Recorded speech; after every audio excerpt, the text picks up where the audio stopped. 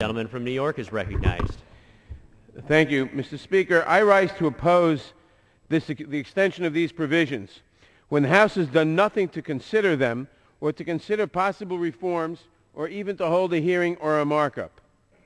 The three sections scheduled to sunset are all troubling, and I hope that we will have the opportunity to review them carefully before they come before the House again. Section 215 authorizes the government to obtain any tangible things such as library or business or medical records if there are reasonable grounds to believe that they are relevant to a foreign intelligence or international terrorism investigation. Before the enactment of Section 215, the government had to show specific and articulable facts giving reason to believe that the person to whom the records pertain is a foreign agent or a terrorist. Section 215 allows the government to delve into the personal records of someone even if there is no reason to believe that that person has anything to do with a terrorism or with potential terrorism. This poses a threat to individual rights in the most sensitive areas of our lives with little restraint on the government. Section 206 provides for roving wiretap orders that supposedly to catch up with technology, but these orders identify neither the person to be tapped nor the facility to be tapped. This is for all practical purposes a general grant of authority to wiretap anyone, anywhere that the government wants. They should either have to identify either the person or, because of modern technology, the facility, but one or the other. There are almost no limits to this authority and no requirement that the government name a specific target. This is akin, very similar, to the British general writs of assistance which engendered the first colonial outrage that led to the American Revolution. Here we are, coming full circle.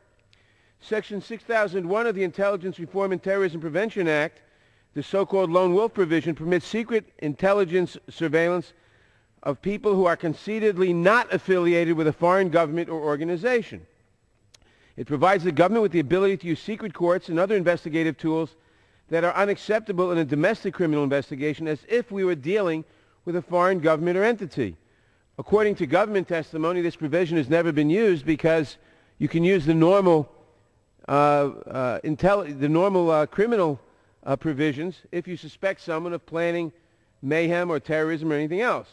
Surveillance of an individual who is not working with a foreign government or organization is not what we normally consider or understand as foreign intelligence. There may be good reasons for the government to keep tabs on such people, but that is no reason to suspend all our laws under the pretext that it is a foreign intelligence operation. While some have argued that each of these authorities remain necessary tools in the fight against terrorism, I believe we should not miss the opportunity to review the PATRIOT Act in its entirety, including the 14 sections that were sunsetted that are now permanent, that many of us opposed making permanent at the time, thought they should continue to be sunsetted so we could review from time to time. We should examine the Act to see how it's working, where it's been successful, where it's failed, where it goes too far, and where it poses threats to our liberties. That's the purpose of sunsets, and to extend the sunsets without review undermines that purpose. There's another law that's allied to this that also deserves careful review. The National Securities Letters Act. I have introduced legislation which would better protect civil liberties while ensuring that NSLs remain a useful tool in national security investigations.